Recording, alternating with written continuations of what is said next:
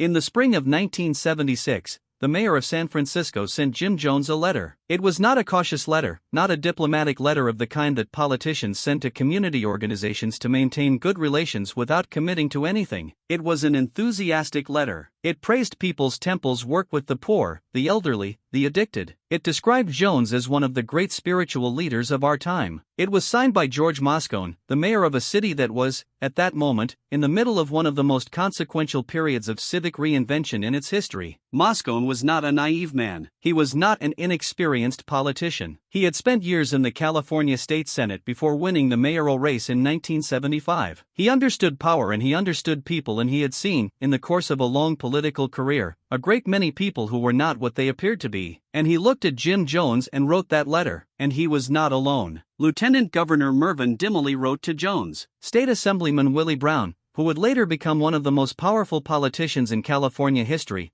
not only wrote to Jones but appeared at People's Temple events and called Jones a combination of Martin Luther King, Angela Davis, Albert Einstein, and Chairman Mao. Governor Jerry Brown met with Jones. Vice President Walter Mondale met with Jones on his campaign plane in the fall of 1976 and afterward sent a letter praising his commitment to human dignity. These were not gullible people. These were not people who could be easily fooled. And every single one of them looked at Jim Jones and saw something they wanted to see. That is the story this video is about. Not what Jones did to the people who trusted him, what it took, what he built, what he offered, what he understood about power and legitimacy and the specific hungers of the political class, to make the smartest people in one of America's most sophisticated cities believe in him completely. If you have ever trusted someone in a position of authority and later discovered that the trust was misplaced, subscribe right now and hit the bell. Because what Jim Jones did in San Francisco is not a historical curiosity, it is a manual, and understanding how it worked is the only protection against it working again. Jones arrived in San Francisco in 1971 with approximately 300 members of People's Temple from Indiana. He had chosen California deliberately, the way he chose everything, with a strategic intelligence that the people around him consistently underestimated because it was wrapped in the language of prophecy and spiritual urgency. California in the early 1970s was a place where the social movements of the previous decade had left behind both genuine progress and genuine exhaustion. The civil rights movement, the anti-war movement, the counterculture, all of them had crested and were receding. And what remained in their wake was a political landscape full of people who had committed themselves to changing the world and were now trying to figure out what that commitment looked like in the absence of a clear enemy. Jones understood this landscape with the instinctive precision of someone who had spent 20 years reading rooms. He knew what these people needed. They needed proof that the work had not been wasted, that the movements had produced something lasting, that a genuinely integrated, genuinely egalitarian community was possible in America. And he had brought one with him, ready-made, from Indiana. People's Temple in San Francisco in the early 1970s was, by every objective measure, a remarkable organization. It fed thousands of people. Its drug rehabilitation program had a success rate that secular programs could not match. It provided housing for the elderly at a time when San Francisco's elderly poor were being displaced by rising rents. It registered voters, turned out volunteers for political campaigns, showed up at city council meetings in numbers that no other organization in the city could mobilize. When Harvey Milk, the city supervisor who would become one of the most celebrated figures in American political history, needed bodies at a rally, People's Temple provided them. When the Democratic Party needed volunteers for a phone bank, People's Temple filled it. Jones understood, with a clarity that most political operators never achieve, that the currency of urban politics is not money, it is organized people. And he had more organized people than anyone else in San Francisco. The political relationships Jones built in those years were not transactional in the crude sense. He was not simply buying endorsements with volunteer labor, though the exchange was real. He was doing something more sophisticated. He was giving the politicians who aligned with him something that money could not buy: the feeling of being on the right side of history. San Francisco in the mid-1970s was a city that wanted, desperately, to believe that its progressive values were not just rhetoric, that integration was real, that poverty could be addressed, that a community could be built that looked like the world the movements of the 60s had promised. People's Temple looked like that community. When George Moscone walked through the doors of the People's Temple Auditorium and saw a congregation that was black and white and brown and old and young and poor and middle class, all of them together, all of them apparently thriving, apparently cared for, apparently part of something that worked, he saw what he wanted San Francisco to be. Jones knew he would. Jones had built it to be seen exactly that way. The journalists were harder, not because they were more skeptical than the politicians, in some ways they were less skeptical, because the story People's Temple offered was irresistible to the progressive press of the era. An integrated religious community that also ran social programs and registered voters and preached a theology of liberation? In the mid-1970s, that story wrote itself. The San Francisco Chronicle ran favorable profiles. Other outlets followed. The skeptics were there. Tim Reiterman at the San Francisco Examiner had been building his file since 1975, but the skeptics were working against a current that favored the story Jones was offering, and the current was strong. This is the thing about legitimacy that Jones understood better than almost anyone who has been studied in the context of cults and manipulative organizations. It is self-reinforcing. Each endorsement made the next endorsement easier. Each favorable article made the next article more likely to be favorable. Each photograph with a politician made the next politician more willing to be photographed. The architecture of credibility, once it reaches a certain mass, does not require maintenance. It maintains itself. People see that serious people take Jones seriously, and they take him seriously because serious people do. And the circle closes and keeps closing, and the question of whether the original credibility was deserved stops being asked because the question itself starts to seem absurd. Of course he is credible. Look at who endorses him. Jones understood one more thing about the political class that the political class did not understand about itself. Powerful people are among the most manipulable people in any society, not despite their sophistication but because of it. A sophisticated person has a sophisticated internal narrative, a story about their values, their judgment, their ability to distinguish the genuine from the fraudulent. When Jones gave them something that confirmed their self-image as people on the right side of history, they did not scrutinize it. They embraced it. They put their names on endorsements and showed up at events and brought their colleagues and built, without understanding what they were building, the wall of legitimacy that would protect Jones from scrutiny for years. Every powerful person who associated with Jones was transferring their credibility to him. He collected it the way he collected everything, with patience, with strategy, and with an understanding of its value that far exceeded the understanding of the people providing it. The thing that is most difficult to reconstruct about this period, the thing that the historical record preserves in form but not in feeling, is what it was actually like to be in a room with Jim Jones in San Francisco in the mid-1970s. The accounts of people who were there, who shook his hand and attended his services and received his calls and felt the full force of what he offered, those accounts describe something that none of the subsequent analysis has adequately captured. Willie Brown,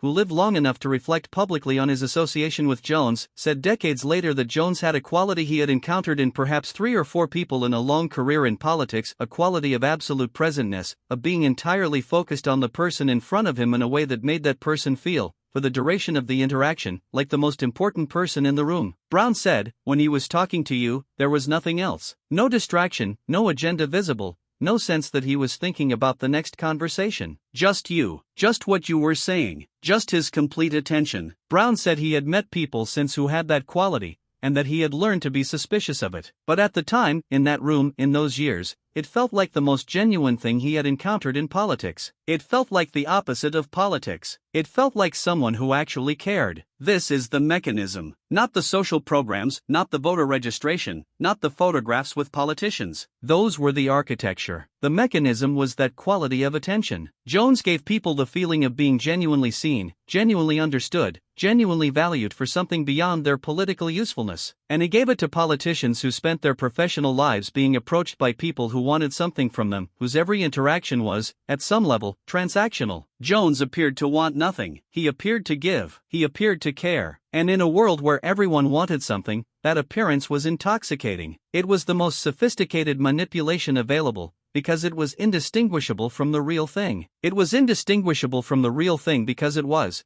at some level that Jones himself may not have fully understood, built on something that had once been real. The care, in the beginning, was genuine. The attention, in the beginning, was genuine. What Jones had done, over 20 years, was learn to produce the feeling of genuine care without the substance of it, to perform presence, to manufacture the experience of being seen without actually seeing. And by the time he arrived in San Francisco, the performance was so complete, so refined by 2 decades of practice, that neither he nor the people receiving it could reliably distinguish it from the original. The endorsements began to curdle in 1977 when the New West article appeared. Some politicians distanced themselves quickly, others took longer. A few, even after Jonestown, struggled to articulate what they had seen that others had missed, because the honest answer was that they had not seen anything others had missed. They had seen exactly what everyone else saw and had chosen to interpret it charitably. The letters they had written, the photographs they had taken, the events they had attended, all of it looked, in retrospect, like evidence of their own credulity. And powerful people do not easily accept evidence of their own credulity. It is easier to say you were deceived than to say you chose not to look. George Moscone did not live to reflect on his association with Jones. He was assassinated in his office at San Francisco City Hall on November 27, 1978, 9 days after Jonestown. The man who killed him was not connected to People's Temple. The proximity of the two events is coincidental, but there is something in the timing that the people who lived through that November in San Francisco describe as unbearable. The city absorbing two catastrophes in 9 days, the second erasing the first from the front pages before the first had been fully processed,